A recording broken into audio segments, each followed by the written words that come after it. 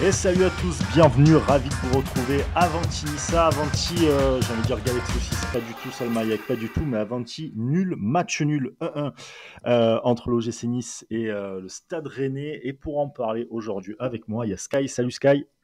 Salut Brice, salut tout le monde. Et ben ouais, super week-end, davantage saucisses que galettes, hein, malheureusement. On va, Ou on alors va en c'était parler. c'était les saucisses de galette. Oh, oh. Voilà, bon, Alors cette voilà, émission vous le commence voyez, beaucoup vous trop mal l'entendez, Ça déjà. voilà, commence ça, bien. Ouais. vous êtes sûr qu'on va partir sur un petit podcast aux oignons. Bref, avec nous aussi, c'est sa première dans l'équipe, avec nous, Alric. Salut Alric. Salut les gars, merci beaucoup de m'accueillir. Je suis très content de rejoindre votre équipe. Ah ben écoute, le plaisir est partagé. Bon, t'arrives sur un match nul et une atmosphère un peu particulière, notamment sur les réseaux sociaux, où t'en as qui sont plutôt quand même contents de la saison. Il y en a d'autres qui insultent Galtier, façon de parler, Stengs aussi, enfin Il tout y le en a, monde ils ont y les passe. torches et les fourches déjà, hein. Enfin, c'est parti pour la chasse à l'homme, j'ai l'impression. Oui, voilà, donc Il est jamais t'arrives. bon d'aller sur Twitter un lendemain de match où t'as pas gagné, quoi. Non, c'est vrai. C'est pas faux, C'est très c'est pas sage. faux. Mais voilà, on va essayer de voir qui est d'accord et qui est contre tout ça. Et évidemment, en parler, Nice-Rennes, on parlera aussi de la fin de la saison. Est-ce que le gym a déjà dit adieu au podium? Est-ce que voilà, le mercato hivernal nous a mis dans la merde pour cette fin de saison? On va en parler. On va tout de suite d'abord revenir à Nice-Rennes. Il y a juste un truc, moi, qui m'a choqué mais agréablement surpris. Ça a été la composition très offensive de Galtier avec j'ai envie de dire le carré magique, façon de parler, mais Ouais, je vais être carré Gouiri, magique. ouais, voilà. Bon, voilà, mais les quatre fantastiques, si tu veux, Gouiri, Delors, Dolberg et Kluivert. Euh, bon, je pense qu'on pourrait faire le bilan là, maintenant que ça n'a pas été vraiment, comment dire, Ça marche vraiment, pas. ouais, ça marche pas. Ça n'a pas été fou, fou, fou, quoi. C'est pas complémentaire, ça marche pas. Je me suis même surpris plusieurs fois au stade parce que j'étais au stade aller voir notamment de Lord tout le temps sur la même ligne quasiment. Hmm. Euh, on avait aussi un Kluivert qui avait beaucoup de mal à faire des différences. Ouais. Un Gouiri qui sur la gauche. Enfin, quand il est ailier, c'est très utile. Quand il est milieu gauche, donc plus bas, c'est compliqué. Il disparaît assez vite. Il suffit qu'il rate une ou deux occasions et on le voit plus. Non, ça a été compliqué. Les quatre n'ont pas réussi à vraiment se créer beaucoup d'occasions. Et encore une fois, on marque sur un espèce d'exploit individuel de Youssef Attal avec cette super passe décisive. Mais les quatre de devant, on aurait pu s'attendre à beaucoup mieux en tout cas. Sky. C'est vrai que je j'ai pas envie de dire on l'avait bien dit parce que je retire aucune fierté de ça, mais enfin en début de saison, on avait tous dit qu'on voulait plus revoir Gouiri à gauche pour d'excellentes raisons, c'est qu'on avait enchaîné les prestations vraiment médiocres et qu'il est bien meilleur dans l'axe. Ben, on s'en a encore rendu compte malheureusement ce week-end où il a fait ce qu'il a pu, même si je le trouve en dedans ces dernières semaines. Moi, du moment qu'il n'est pas à son poste préférentiel, je suis prêt à lui pardonner la soupe qui nous a servi samedi après-midi en disant bon bah effectivement c'est pas son poste, tu peux pas non plus tout attendre d'Amine Gouiri, et Alric a très justement cité les performances un peu décevantes de ces trois comparses de l'attaque samedi après-midi. Donc voilà, c'est déjà recommençons à mettre les joueurs à leur poste et ton meilleur joueur offensif, de le mettre dans les meilleures dispositions. Après, on pourra toujours aller en disant qu'il est moins efficace qu'il l'était à son retour de mise au banc à l'automne et en début d'année. Mais bon, là, je pense que toute volonté offensive qu'il y avait dans la composition de Christophe Galtier, il s'est tiré une balle dans le pied en ne mettant pas son atout principal dans les meilleures dispositions. Après, on va pouvoir effectivement parler des performances individuelles, et je pense qu'il y a beaucoup plus décevant que Amine Gouiri sur cette rencontre et cette saison. Mais Oui, bien sûr. déjà en partant de là, pour moi, c'est une faute de coaching, et c'est aussi également un micro désaveu de notre mercato d'hiver, parce que tu te mets dans cette situation-là parce qu'apparemment, tu n'as personne d'autre à aligner sur le côté gauche, malheureusement. Et surtout, il y a un problème quand tu alignes les quatre, c'est que ben, en tant que remplaçant, t'as plus personne. Ah bah oui. Bah, t'as plus Il y a personne Stengs. à part des joueurs que tu ne veux pas faire jouer comme Brahimi, hein, visiblement, ou Claude Maurice, qui Ouais, mais blessé là. voilà, qui est blessé, mais que de toute façon Beaucoup. t'as jamais voulu T'as pas faire voulu jouer. faire jouer dès le Oui, début. De avant, toute ouais. façon avant. Mm. Stengs que tu fais rentrer 5 minutes à la fin, donc moi je veux bien que il apporte rien tout ça. Mais enfin bon, il risque pas d'apporter grand chose en 5 minutes en toute fin de rencontre non plus. Donc voilà, en fait tu as un banc qui, pour différentes raisons, de blessures, de méformes, de joueurs non désirés par l'entraîneur, bah, t'as un banc qui t'apporte rien. Christophe Galtier l'a dit en conférence de presse d'après-match que les remplaçants avaient rien apporté et qu'il était particulièrement en colère là-dessus. Je peux comprendre, on peut être aussi déçu de l'entrée d'Evan Guessant, qui est un joueur qu'on voulait voir plus souvent et qui voulait plus de temps de jeu. Bah, c'est pas avec des entrées comme ça qu'il va pouvoir prétendre à davantage de temps de jeu, malgré l'énorme place devant qui pourrait lui être accordée, vu que notre numéro 9 a décidé de ne pas, qui n'était plus intéressé par ce qu'il pouvait faire à l'OGC Par le Nice. gym. Donc voilà, enfin, pour moi, c'est se tirer une balle dans le pied, encore une fois, d'aligner cette compo-là, même si on peut se réjouir de voir des velléités, enfin des envies de velléité offensive, mais c'était pas réussi. Oui, Et autant voilà, juste pour terminer là-dessus, hein, de mon côté, autant je veux bien reconnaître à Andy Delors le mérite d'avoir marqué, parce que c'est pour ça qu'on l'a recruté, et qu'importe à la limite la qualité de son match, du moment qu'il te met un but qui te permet de ramener au minimum un point. Mais en fait, il n'y a aucun des 4 joueurs devant qui a fait un bon match, et aucun des remplaçants offensifs non plus qui a fait un bon match. Donc tu as déjà 6-7 joueurs qui ont fait un match médiocre au mieux. Et c'est largement insuffisant pour les ambitions que tu as et pour espérer ramener des résultats, surtout face à des équipes comme Rennes. Et coïncidence ou pas, parce que j'ai revu le match juste avant qu'on fasse le podcast. T'aimes te faire mal un peu quand même. Hein, ouais, un petit peu.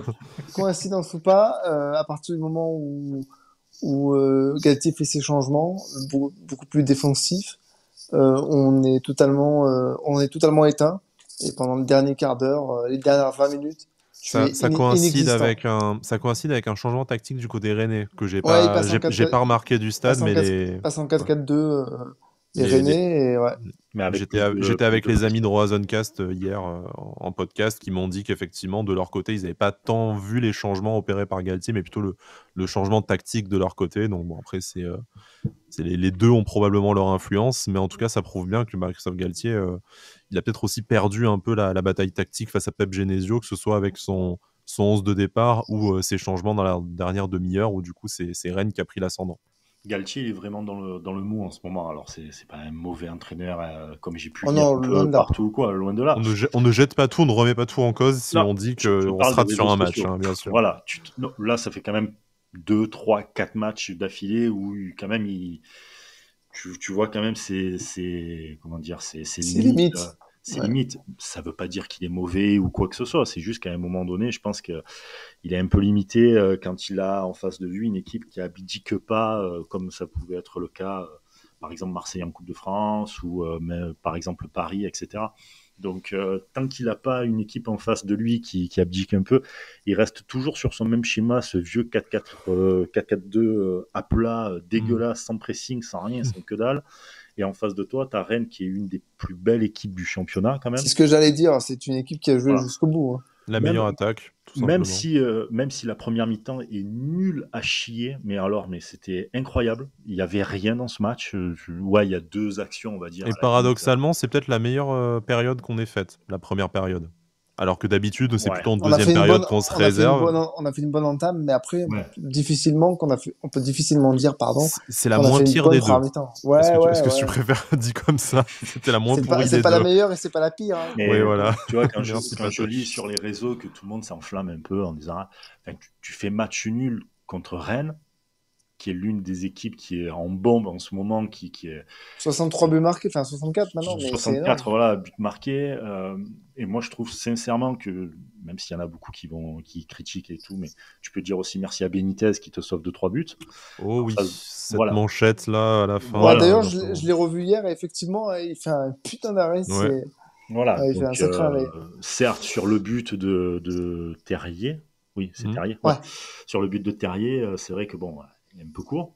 On dirait qu'il a encore les bras de T-Rex de l'année dernière, mais en globalité sur le match, tu sens que quand même il est plutôt là. C'est l'un des seuls de la défense qui est vraiment confiant, parce que quand, je ne sais pas si vous avez remarqué, mais quand Nice a marqué, il y a eu 2-3 petits changements, et là derrière, mais tout le monde avait les jambes qui tremblaient. Hein.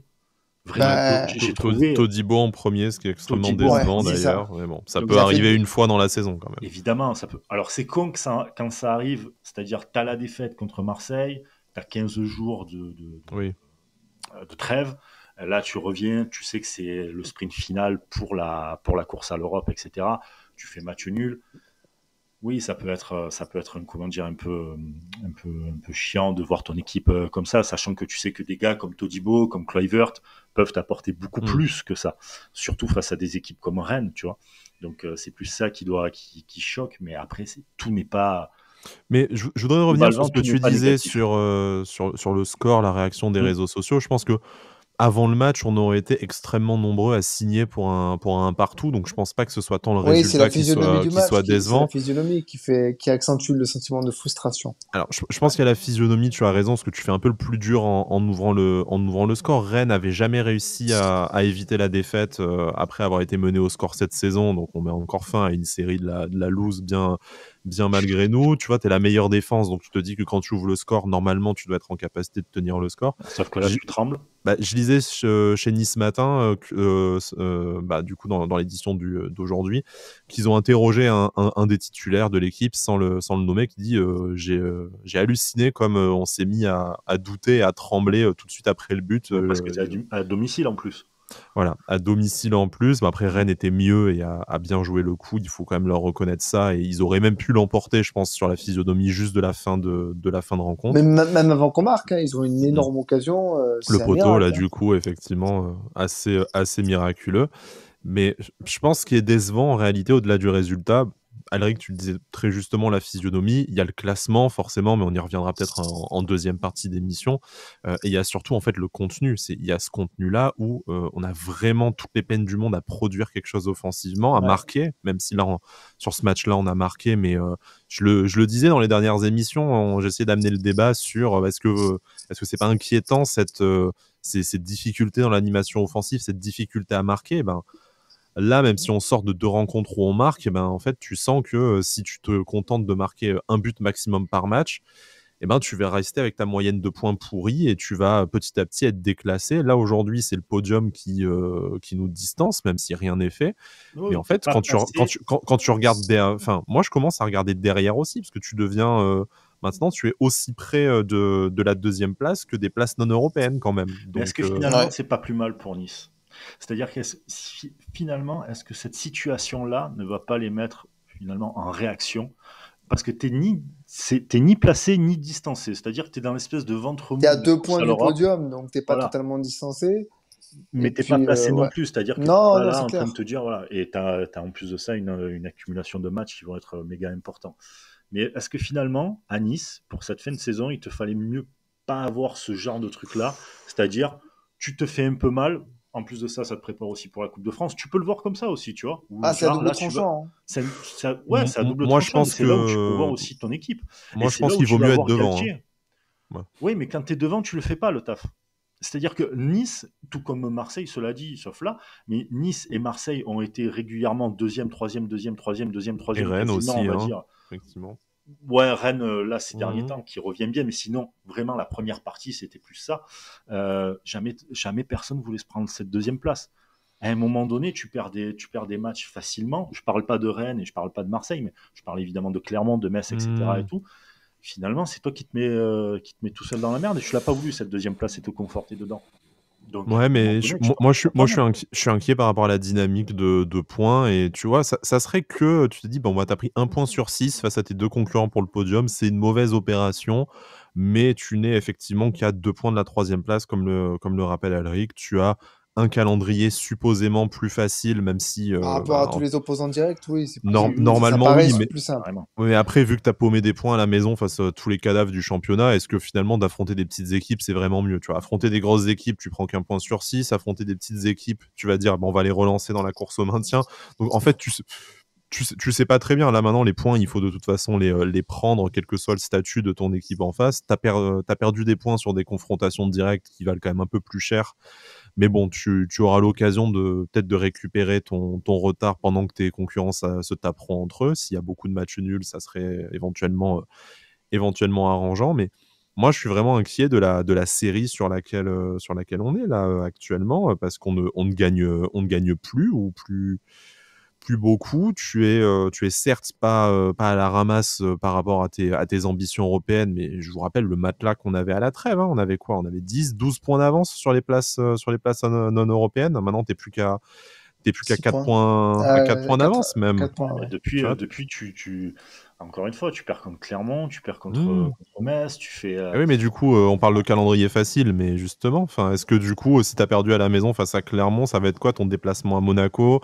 Est-ce que les matchs face à Bordeaux et Saint-Etienne qui vont jouer leur survie, tu vas être capable de répondre aux défis? Enfin, C'est voilà. ça. Moi, je suis vraiment dans l'interrogation absolue quant à cette équipe qui j'ai l'impression ne se transcende pas dans les gros matchs, n'assume pas son statut dans les petits matchs. Bah, du coup, tu te dis, ouais, là, on est sur un rythme de relégable et c'est pas une exagération. Hein. Statistiquement, là, on est sur un rythme vraiment d'équipe qui joue le maintien et on a le matelas qu'on avait qui nous permettait de faire ça a fondu et il reste encore 8 journées. Faudrait s'éviter une fin de saison où tout se joue sur la finale face à Nantes, quoi. Ça serait Et bien. puis, Juste le truc. et puis au-delà, Ouais. justement, 30 secondes. Et puis Ouais, au-delà du championnat, il faut surtout pas que cette dynamique négative entache notre préparation de la finale. Parce que là, pour le coup, c'est le plus gros match de la saison, cette finale de Coupe de France, qui peut te donner accès directement aux phases de poule d'Europa League.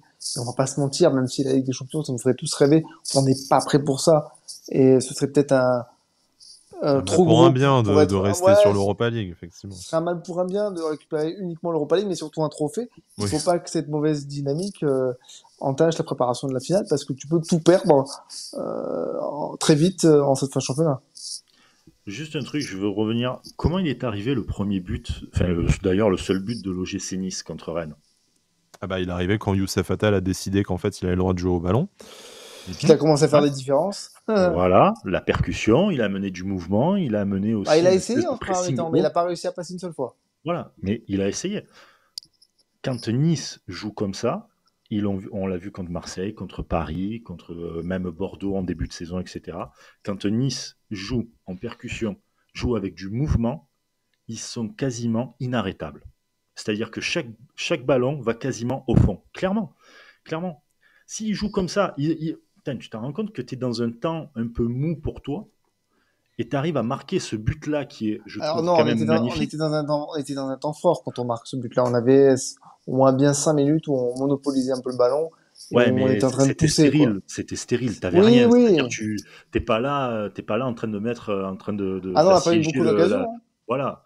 Donc t'as pas eu non plus des trucs de fou, tu vois. Donc t'es dans un temps un peu mou, où ça crée pas forcément beaucoup de mouvement, c'est pas non plus. Et là, t'arrives à faire comment dire, cet exploit-là, parce que Mais tu c'est t'en remets encore un exploit Exploit personnel, hein. individuel. Et Ouais, exploit individuel. quand c'est pas que l'œil verte, là, cette fois, c'est quand même, enfin, c'est ça a quand été même Delors, Attal. c'est quand même Delors qui crée un peu le décalage en laissant passer la balle, qui refait un appel en diagonale. Et c'est certes, il faut que Ah bah, si t'as pas le Attal, geste de Youssef Attal, voilà, bien sûr, Delors joue bien le coup, mais c'est exactement comme le but face à Paris, c'est le centre qui fait tout. C'était Stengs face à Paris, là c'est Youssef Attal. évidemment. Il Après, faut ça c'est être à la normal. réception et cadré, Et hein. aussi, voilà, ce que je J'enlève veux te dire, vraiment aucune, c'est pas j'enlève, ri- l'exploit j'enlève rien à d'Attal. Delors. Voilà, c'est un truc à deux, certes avec Delors, où franchement il fait tout.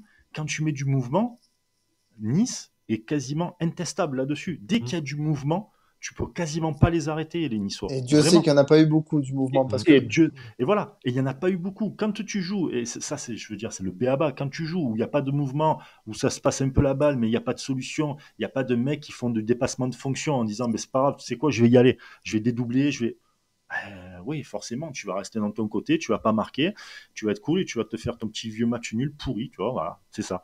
Mais là, tu arrives à faire des percées, des belles percées, des beaux buts en plus, tu vois, le but est super beau. L'action, l'extérieur et tout. il faut un peu plus de folie de temps en temps, tu vois. Il faut vraiment casser ces petites dynamiques.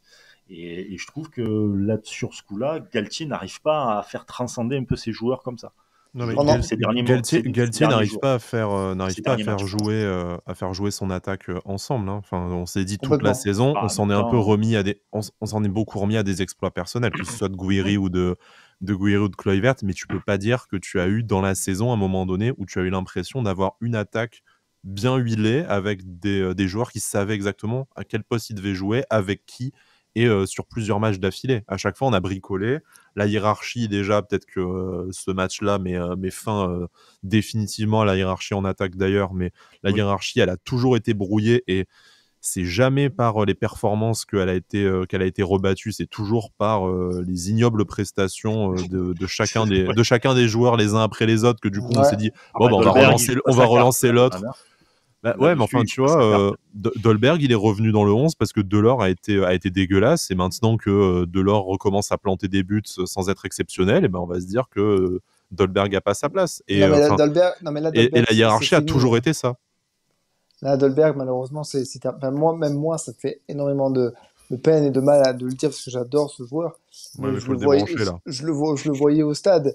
Et après, j'ai revu le match, mais un nombre incalculable de fois où il fait pas le bon geste, il fait pas le bon appel, il est jamais placé correctement. En fait, j'avais lu sur les réseaux sociaux, je crois que c'était Club Nissa Guillaume qui disait, mais Dolberg, le problème c'est qu'il a jamais le ballon parce qu'il fait jamais le bon appel. Il est jamais placé correctement. Et c'est vrai, quand tu regardes un petit peu ses déplacements, il se place plus correctement, il attend la balle, il va plus au contact de la Mais là, balle. parce qu'il y a aussi Delors qui joue en même temps sur. Ah putain, je suis en train de défendre Dolberg. Oh putain de merde. Mais Non, mais au-delà de défendre, il y a quand même certaines séquences, notamment les oui. 2-3 centres que Attal a réussi à distiller en seconde mi-temps, là, un peu avant Mm. qu'on marque et un peu après, où Dolberg, il attend que le ballon lui vienne dessus. Alors qu'il faut aller au ballon, quoi. Parce il a un football qui est. Je sais même pas comment il est, son football, en fait. Franchement, c'est. Des fois, je me dis, ouais, c'est le renard des surfaces, tu vois, un peu Non, mais année 2000. faut être actif Mais il faut pour être être un renard. actif. Donc, en fait, pas trop non plus. Mais franchement, j'arrive pas à comprendre son jeu. Et le pire, c'est que je trouve qu'il a deux pieds, mais dantesques. C'est-à-dire que le gars arrive à te faire quand il s'y met, hein, attention, quand il s'y met, à te Après, faire des en déviations. déviation, il arrive Ah, à faire des choses putain, intéressantes, mais putain. vraiment très très intéressant. Puis il a quand même un sang-froid devant le but. Bon, ça fait très longtemps qu'il a plus, mais il a quand même ce Oh, truc-là. depuis janvier, il a pu marquer, hein. Bah, en même temps, il n'a pas eu tant d'occasions. Je serais surpris de voir le nombre de tirs qu'il a tenté, hein. Ce qui ne veut pas dire qu'il n'est De pas tir, responsable zéro. de ça, mais De combien de... tir, zéro. Non, mais depuis le mois de janvier même. Oui, Ah, sur depuis ce le match-là, janvier. zéro. Mais tu vois, je suis pas sûr non plus qu'il soit sur une série de 45 tirs sans marquer. Tu vois, je pense qu'en fait, c'est juste qu'il a extrêmement Après, peu d'opportunités. après, il y a peut-être ce truc aussi. Alors ça, c'est peut-être ceux qui jouent comme attaquants qui pourraient le dire plus que nous, mais peut-être qu'aussi un attaquant a besoin d'être titulaire, de jouer longtemps et de reprendre des marques, reprendre confiance, etc. Ouais, Le mais poste on n'a d'attaquant, pas le temps quand tu as les ambitions que tu tu as, passes. que tu as aujourd'hui, malheureusement. Et tu le vois, t'as pas le temps de passer des matchs entiers sans marquer. C'est pas que du fait de Kasper Dolberg, hein, on va pas se mettre Non, on est à 40 pauvres buts, hein. de l'adorer à le flageller en quelques émissions, mais enfin bon, voilà, clairement Kasper Dolberg, il a plus l'air d'être concerné par ce qu'il vit à l'OGC Nice.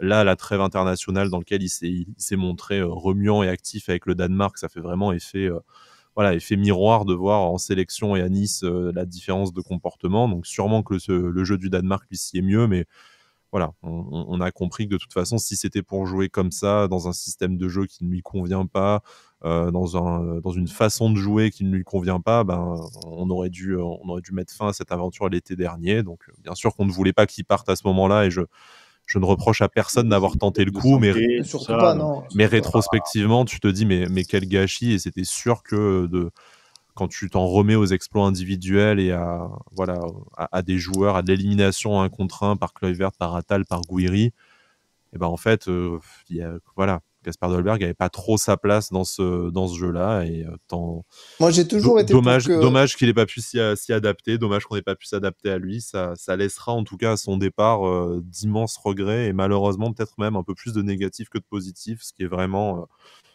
à pleurer avec un joueur d'une classe pareille et qui nous a fait vivre de très bons moments comme ça. Moi, j'ai toujours été pour qu'on l'abreuve de ballons dans la surface, qu'il reste que dans la surface, qu'il ait moins d'activité au milieu de terrain, qu'il fasse moins de retours défensifs, mais qu'il reçoive énormément de ballons. Mais là, j'ai l'impression que même dans la surface, il s'en mêle les pieds, il se met jamais en position de tir, il fait la touche de trop. Ça manquait, enfin même globalement, toute l'attaque, ça manquait de spontanéité dans ce match, ça manquait de Mais même précision, de que ça geste technique, mais tous, hein, les tous, quatre devant. Hein. c'est vraiment enfin, voilà, l'approximation de gestes et tout dans ce match, c'était global en fait. C'est-à-dire que l'attaque, c'était au tout début parce qu'il fallait marquer. Donc les mecs, voilà, ils paniquaient, t'avais l'impression. Il y a que Beaucoup de Glory. nervosité aussi. Beaucoup de nervosité. Ouais, mais c'est ce qui te dit que t'es pas à l'aise en fait. Et pareil en défense, quand une fois que Nice a marqué, au lieu de maintenir le score ou d'aller chercher le deuxième but, tu restes derrière et tu fais pas non plus, comment dire, preuve d'une confiance et d'un, comment dire, d'un confort à toute épreuve, tu vois. J'ai même cru Ça, qu'on allait finir en infériorité numérique avec Todibo et même avec Kluivert. ouais, Sur l'action qui mène au coup franc, Je sais- j'ai crié non hein, parce que je pensais qu'il sortait le carton, il sortait Ah ouais, ouais. sa bombe de merde là pour le. ouais, donc voilà, et ça te fait dire que t'es pas à l'aise. Alors peut-être qu'il y a un truc avec les matchs à domicile aussi, peut-être que je sais pas, ils ont peur. Après encore une fois, un partout face à Rennes. Le score est pas, je vais pas dire que c'est Non, chouette mais et que c'est une super Ça reste performance, toujours mais un point pris. Hein. Ça reste c'est un point on de n'aurait pas dit prix non avec avant. une C'est culture. vraiment cette faillite offensive pendant toute la partie et défensive du moment qu'on a marqué qui interroge beaucoup plus que le résultat. Bien sûr. Vous parliez de Kluivert. Bon, on va dire qu'il y a un Il a fait un petit match questionnement au dégueulasse. club. Comment? Il a fait un match dégueulasse. Ouais, Totalement dégueulasse. dégueulasse, on est d'accord. Il n'est pas le seul, mais il en fait partie. Son avenir, vous avez un avis pour parce j'ai entendu qu'il y a pas mal de clubs qui sont autour de lui, que Nice a toujours pas levé l'option d'achat. Euh, Ah, il faut la lever, l'option d'achat. Je pense qu'il n'y a même pas il y a même pas de débat. Et On ben pourrait se poser, moi je me pose la question. Oh, Vraiment. Et je vais pas dire ça date pas de ce on pourrait se week-end. poser la question sur sa capacité physique, peut-être, mais footballistiquement parlant, il n'y a pas de débat, je pense. Bah, déjà, la capacité physique, c'est pas rien selon moi quand même. Donc, bien sûr, 15 millions, je vais pas dire que c'est de l'argent de poche, mais on a déjà mis des sommes comme ça sur des joueurs beaucoup moins décisifs et beaucoup moins prometteurs. Donc, ça ferait un peu. Ouais, Berg, non, c'est non, mais beaucoup enfin, plus cher et plus ouais, blessé. ou Alexis Claude Maurice. Oui, On a mis pas beaucoup moins sur Stengs et sur Ensoki. Enfin, tu vois, tu peux te dire, à la limite, Kluivert, même si ça devient jamais le joueur qui va t'emmener en Ligue des Champions. Là, il a déjà montré plus que ce que Miziane 10 millions, Stengs 12 millions, Ensoki 12 millions, Claude Maurice 15 millions, au cumulé ont montré pendant leur saison à l'OGC Nice. Donc tu peux te dire, ça ferait chier qu'en fait tu mettes pas cette somme-là sur le seul de tout ce cheptel qui n'a pas, enfin qui a montré un semblant de football et de stats. Mais, mais, Maintenant, bah déjà, tu as physiquement, il y a comme eu deux absences qui ont été préjudiciables, plus le temps où après il doit se remettre en forme, tout ça. Donc, est-ce que tu vas mettre 15 millions sur un joueur qui ne pourra jamais jouer plus que 25-30 matchs dans la saison quand tu es l'OGC Nice aujourd'hui? Je dis pas oui, je dis pas non, mais je pose la question. Et puis après, je vais te dire un truc encore plus terrible, mais on s'emballe beaucoup parce qu'il y a eu ce doublé face à Marseille, il y a eu des très belles actions, des très beaux buts, tout ça. Mais niveau statistique, c'est pas non plus exceptionnel. Hein. Donc je veux bien qu'aux avant-postes, personne à part Amine Gouiri n'ait vraiment fait de l'exceptionnel cette saison, mais enfin, Justin Kluivert, c'est quoi? C'est, je crois, 3 buts, 3 passes décisives en championnat, 4, quelque chose 4. comme ça. 3 4 en buts, 4 passes championnat. ici. Ouais. Exactement, 3 buts, 4 passes décisives en championnat. beaucoup blessé. Est-ce que c'est Sur le je- nombre de matchs qu'il a joué et compte tenu des nombreuses absences qu'il a eues. sur 19 apparitions, effectivement, bah, je dis pas que c'est nul, hein, parce qu'encore une fois, c'est mieux que tous les joueurs que j'ai précédemment cités, mais est-ce que c'est vraiment exceptionnel au point de se dire pour 15 millions, tu ne retrouveras pas un autre joueur qui fera aussi bien? Voilà. Moi, Avec je une trouve. expérience européenne comme il a, sachant que vous allez jouer la Coupe d'Europe, ce qui est, je l'espère, Bah, euh, ça, en théorie, ça devrait pas être. voilà, mais Je on sait jamais. te dis pas qu'on ne doit pas lever Là, l'option d'achat.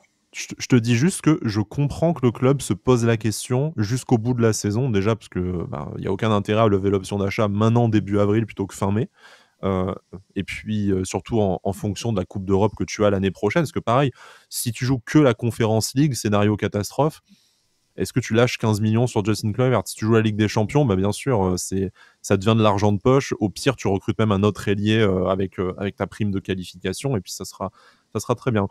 Moi, je comprends que la question soit encore ouverte. Je dis pas que je veux pas voir Justin Kluivert rester à l'OGC Nice. Je pense que tant qu'à faire, profitons des joueurs qu'on a, qui fonctionnent, qu'on a sur place, et puis qui seront sûrement meilleurs et davantage habitués au reste de l'équipe la saison prochaine.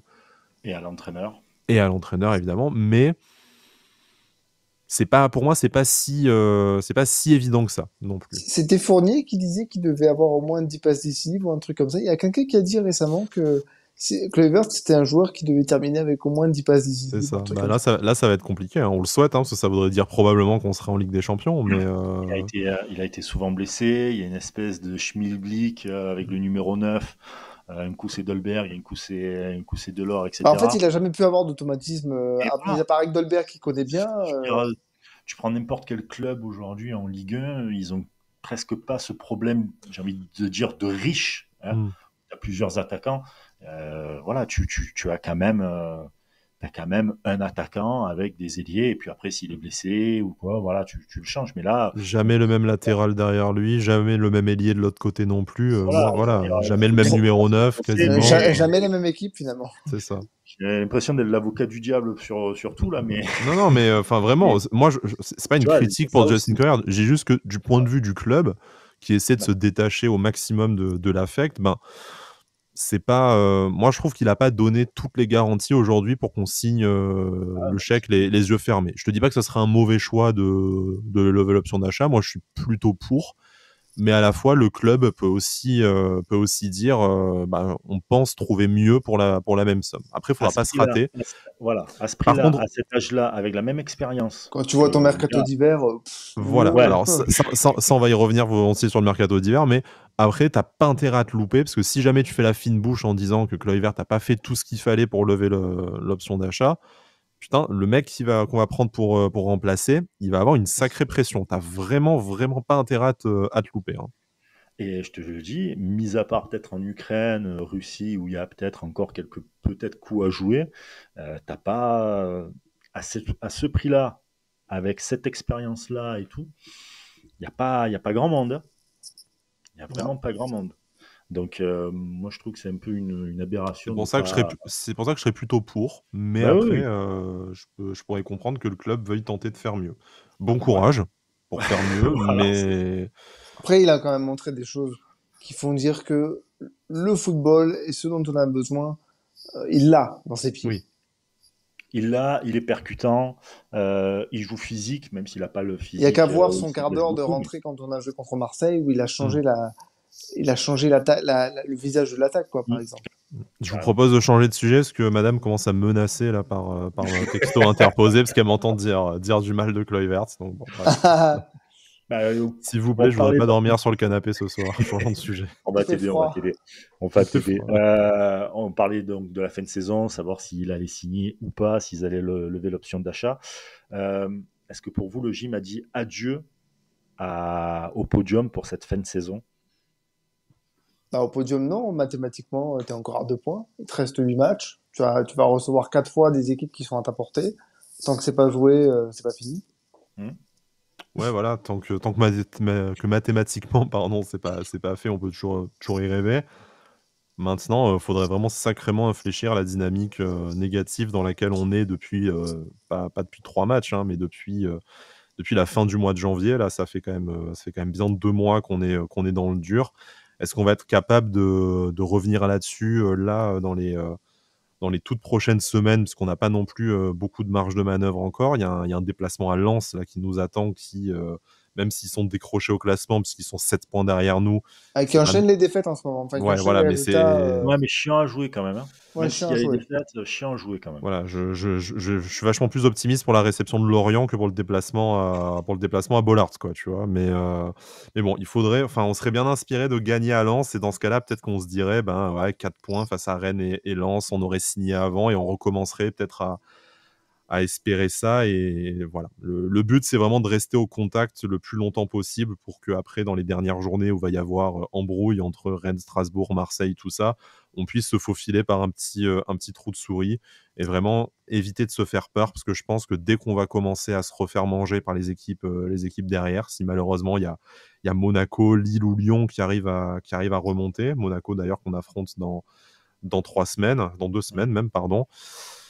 Ben là, je pense qu'à ce moment-là, mentalement, ça va lâcher et ça va jouer la fin de saison sur la finale de la Coupe de France. Donc, il faudrait vraiment que jusqu'à cette finale, on reste concerné pour la lutte pour le podium. Et après, une fois qu'on aura la Coupe de France en poche, bah, peut-être qu'on jouera aussi un peu libéré en se disant bah, on va faire le max, mais si ça tourne mal, on aura déjà une saison réussie malgré tout. Souvenez-vous de la phrase de Galtier quand il est arrivé, hein, le haut niveau. Et le haut niveau, tu lâches jamais. Hein. Donc, Non, après tu disais le podium, ça dépend de la place que tu vises. Si tu vises la deuxième place, ça paraît un peu plus compliqué. Maintenant, la troisième place, elle est encore mathématiquement à portée. La deuxième place aussi, mais il y a un petit trou qui est fait, donc ça me paraît plus compliqué. Puis j'ai envie de te dire, on finit deuxième, c'est cool, mais si c'est pour se faire rouster l'année prochaine en Ligue des Champions, oui, mais tu peux être reversé après en Europa ouais, League. mais faut pas. Si t'es chapeau 4, selon le tirage, tu la vois même pas la troisième place, C'est ça, c'est synonyme ce que d'Europa j'allais dire. League. Ça dépend le nombre de points que tu as à la fin de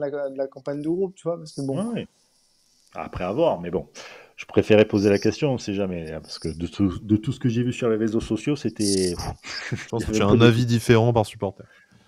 Ouais, c'est ça. Ouais, Bon, et puis en tout cas, demain, t'aurais gagné ce match contre Rennes, on t'aurait dit c'est bon, la Ligue des Champions elle est en poche, c'est incroyable. Non, alors que non, il n'y a rien qui est fait encore. T'as encore des équipes, tu vois Strasbourg qui déroule, t'as Rennes malgré tout qui reste une très belle équipe. Il y a Marseille qui joue encore la Coupe d'Europe, donc ils vont peut-être perdre des forces. Il y a Lyon aussi qui joue encore la Coupe d'Europe, mais qui est un petit peu décroché, on va dire, façon de parler. Donc, ouais, il y a des.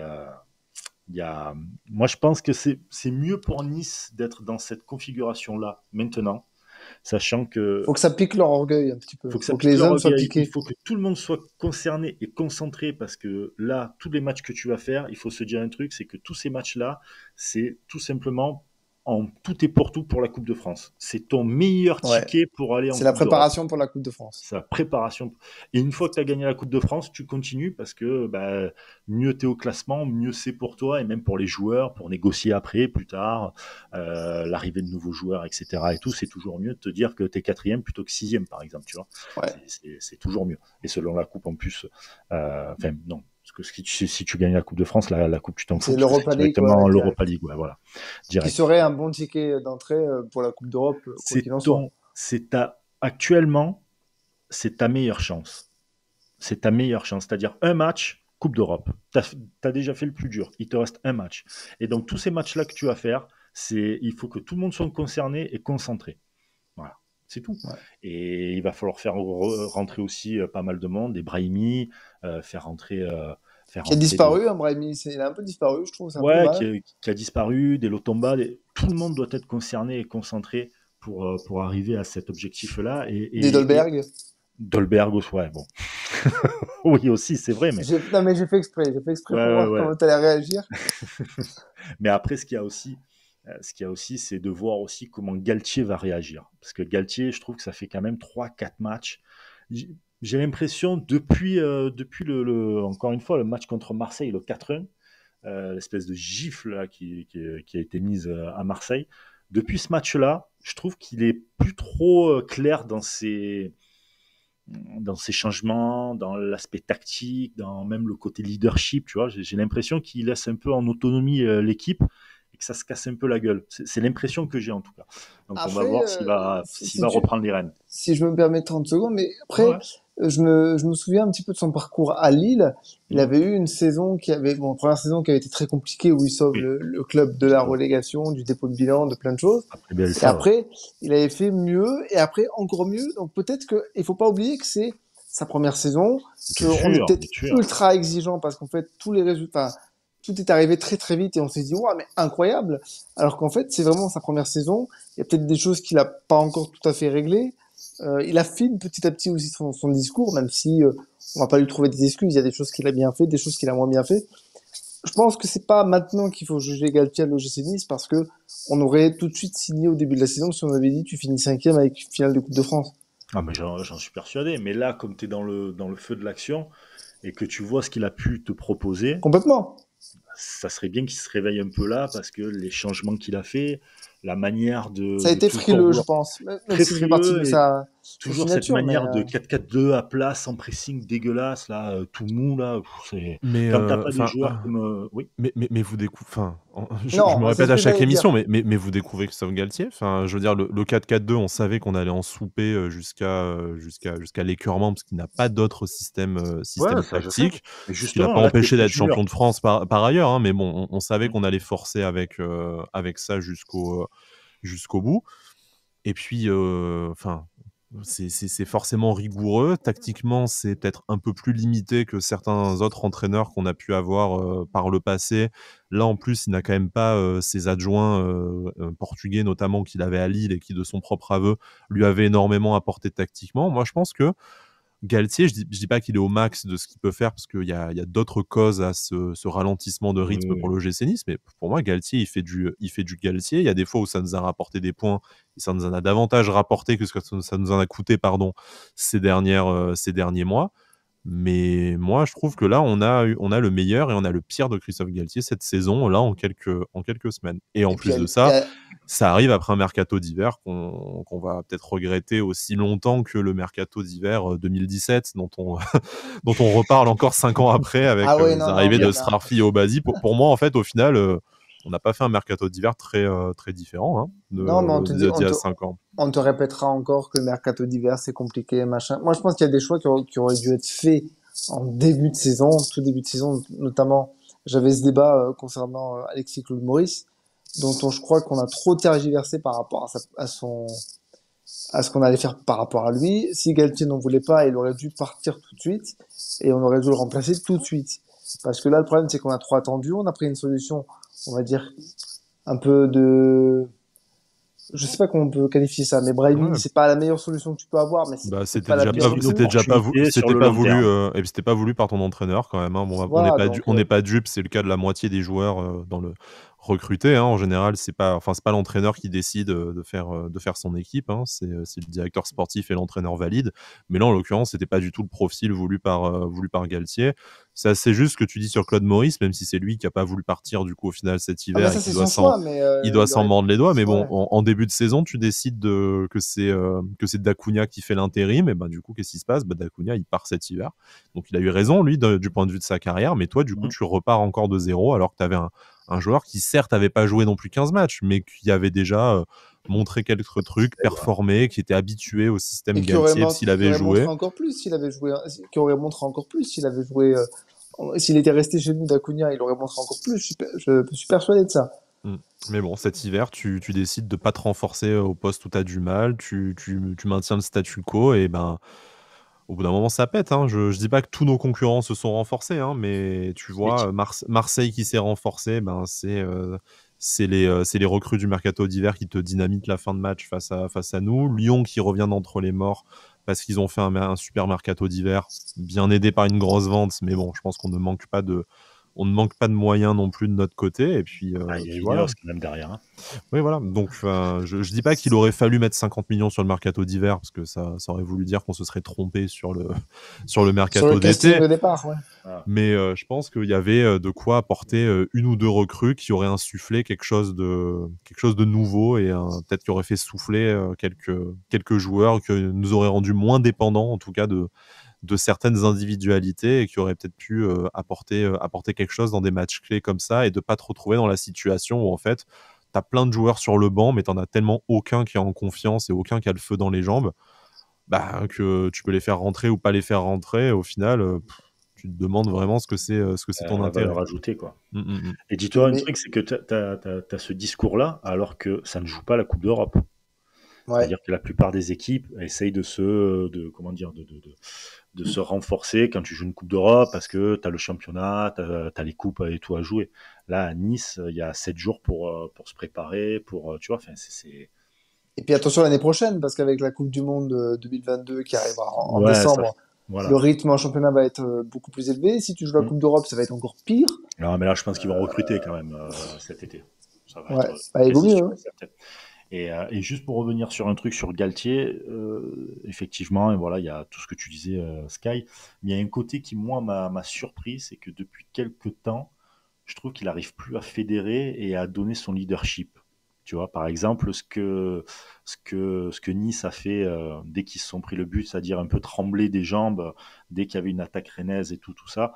D'habitude, les secondes mi-temps, généralement, tu avais toujours Galtier qui levait la voix et qui arrivait à fédérer son groupe, à, tu vois, à les faire maintenir ensemble, à créer vraiment une équipe, ce qui était peut-être parfois moche, mais au moins tu avais une équipe, tu vois. Et je trouve que ça, il a perdu, clairement. Il a perdu depuis quelques matchs. C'est pas catastrophique, ça va revenir, il n'y a pas de souci là-dessus, mais là que tu es au pied du mur maintenant, dans le sens où soit à un moment donné, tu continues à engranger des points et à gagner, et donc tu n'es plus distancé, et tu commences à te placer, soit sinon tu sors de la zone euro, on va dire. Hmm. Et Donc tu là, joues que toute ta saison sur ce match face à Nantes pour lequel on Après, n'arrête faut pas pas de oublier, faire F5 sur le site du gym. Putain, ouvrez la billetterie là. Ça commence après, à casser les, faut pas commence à oublier casser les quelque couilles un chose. peu. Faut pas oublier quelque chose, c'est que on n'a pas parlé par rapport à Rennes parce qu'il n'y a pas eu de décision vraiment contraire et scandaleuse, mais ces dernières semaines, tu fais des contre-performances parce que tu as aussi des décisions arbitrales assez lunaires contre toi qui t'empêchent de prendre plus de points que ce que tu aurais dû en prendre. Ça aussi, ça a dû casser la tête un peu à certains joueurs. Je sais qu'il y a quelques semaines, c'était pendant l'émission Cop et Clon, où Sébastien Serrano nous avait lu un message qu'il avait reçu, où clairement, un joueur qu'il n'a pas cité disait on va devoir se battre contre nous, contre les arbitres, ça va être compliqué, quoi. Ouais, mais ça, après qu'on se cache pas derrière ça, on a été les premiers à râler sur les décisions qui certes te coûtent des points, les matchs que tu fais à 10 à l'extérieur pendant 60 minutes, Et ouais, mais ça compte, les malgré tout. pénaltys. Ça compte, mais en tout cas, ça n'explique pas le contenu. Tu vois, Ah non, non, c'est clair. l'envie, il nous manque 3 points en fin de saison. Je suis d'accord avec toi que je préfère regarder du côté des erreurs d'arbitrage, mais aussi des points paumés connement à la maison que des incidents face à Marseille, parce que bon, Jean-Pierre River a déjà commencé, mais préparez-vous à prendre l'entière responsabilité une non-qualification en Ligue des Champions si ça se joue à un point. C'est Oui, pas les c'est matchs sûr. face à Clermont, face à Troyes, face à Metz. Hein. Non, non, c'est les supporters le 22 août dernier, en tout début de saison. Mais oui, bien sûr que ça compte. Mais en attendant, on aurait 3 points de plus malgré les décisions arbitrales. On serait très très content au classement puisqu'on serait troisième. Par contre, on ferait les mêmes critiques sur le fond de jeu. Ah non, mais c'est clair, on les a fait depuis le début de la saison, de toute façon. Alors, on avait un peu les yeux fermés quand on gagnait 4-0 à Lille, 4-0 contre Bordeaux, il n'y a pas de souci. Mais là, dès que ça Tu devient mets des plus 4 buts sur compliqué, 3 tirs dans le match, effectivement. bah Ça fait, voilà, ça, dès que tu as moins de réussite, qu'il y a moins de surprises du côté de l'adversaire, hmm. et que tu as plus de mal, effectivement, le fond de jeu qui est la principale critique, ça ressort beaucoup plus. Mais après, on a les qualités, je pense, individuelles et même collectives pour l'emporter sur la plupart des rencontres en fin de saison face à des adversaires oui, supposément plus faibles, en tout cas. Je pense qu'il faut un peu de stabilité à cette équipe qui a connu dans le aussi 11. beaucoup de changements ces derniers temps. On espère que physiquement, tout le permettra, mais maintenant, c'est aussi à Galtier de faire le bon choix cette fois pour que la qualification européenne lui soit en grande partie créditée, c'est-à-dire prendre les décisions qui s'imposent dans le 11 et même dans les 14, dans les 16, et voilà, essayer au maximum, au-delà d'éventuelles blessures, de partir à la guerre avec les 15-16 mêmes joueurs pour aller essayer de rapporter quelque chose au soir de la 38e journée. Mais pour ça, il faut pas qu'ils placardisent certains joueurs, parce que comme je disais tout à l'heure à Brice, Brahimi, il est où? Ah bah ça, après, il va falloir que le joueur se montre. Ça fait aussi un peu son caractère, je pense. Il y a beaucoup d'histoires comme ça de joueurs qui n'étaient pas voulus par des entraîneurs, qui n'étaient pas voulus pendant toute une saison et qui les mecs ils ont continué à travailler, à pas regarder si t'as envie, t'as besoin de moi, t'as pas besoin de moi. Ils ont travaillé et puis derrière la finalité a été que c'est devenu des titulaires. Il y en a plein des comme ça. Des histoires comme ça de joueurs, il y en a plein. Et ça forme et ça forge un caractère aussi pour le joueur. Je dis pas qu'il a pas de caractère et tout, mais il est encore jeune, donc il va en avoir d'autres, tu vois. Ouais, Donc ouais. à lui de se mettre à fond, au taquet, et puis si blessure il y a, j'espère pas, il aura sa place, il aura continué à travailler, il donnera satisfaction. J'en suis persuadé. Pour ça, il faut qu'il puisse enchaîner quelques matchs quand même, parce que bon. Pour ça, il faut qu'il puisse enchaîner quelques matchs. Mais voilà, je pense qu'il faut pas qu'il regarde si on veut de moi, si le coach il voulait ou pas. Ah non, surtout pas. Travail, Non, il faut qu'il soit voilà, tu impliqué travailles, comme tout le reste. focus, voilà, focus. Et des histoires comme ça, on peut en rencontrer des dizaines comme ça, tu vois. Des C'est clair. joueurs à la base qui n'étaient pas voulus, et puis finalement, voilà, comment dire, la mayonnaise a pris au bout de quelques semaines, mois, voilà. Donc Brahimi aura totalement sa chance, surtout l'année prochaine, comme tu disais, avec s'il y a la Coupe d'Europe, ça va être assez intense. Donc il va y avoir une rotation, j'en suis persuadé, c'est obligé, tu vois, avec la Coupe du Même Monde. si tu as besoin quand même d'avoir une ossature qui soit sensiblement la même tout au long de la saison, autour de laquelle tu fais quelques changements, mais ce serait bien qu'on arrive quand même à garder une espèce de 11 un peu type. Parce que j'ai un peu de mal à imaginer, j'ai un peu de mal à me dire qu'on a réussi à avoir un 11 type cette saison, à part quelques joueurs indispensables.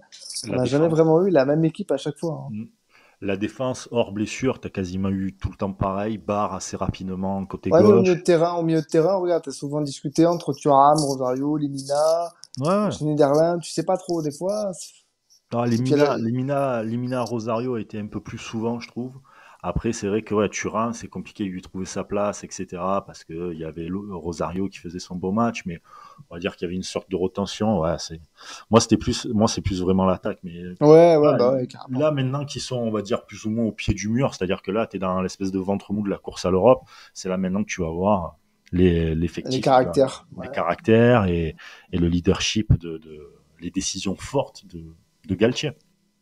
Mais tout n'est pas noir, au contraire. Ah non, là, c'est mobilisation pour la fin de la saison, avec, j'espère, pour l'OGC Nice, la victoire. Si tu as des ambitions, c'est maintenant, quoi. C'est maintenant ou jamais. Hein. Le changement, c'est maintenant, comme dirait l'autre. Voilà. Ouais. Bon, en tout cas, les amis, sacrée transition. Sacrée transition, voilà. Bon, en tout cas, les amis, n'hésitez pas à nous dire ce que vous pensez du podcast, de ce qu'on a dit, de réagir avec nous. On y répondra avec grand plaisir. Vous pouvez nous retrouver sur Spotify, Apple Podcast, sur OneFootball aussi. On y est depuis quelques temps sur YouTube. Merci à tous de nous avoir écoutés. C'était le débrief de Nice-Rennes, match nul 1-1. On se retrouve la semaine prochaine pour un autre débrief. D'ici là, on se donne rendez-vous sur nos réseaux sociaux. Alric, Sky, merci beaucoup. Et puis merci à toi. J'ai envie de dire, on se donne rendez-vous à la semaine prochaine. Ciao, ciao. Ciao, ciao. Ciao.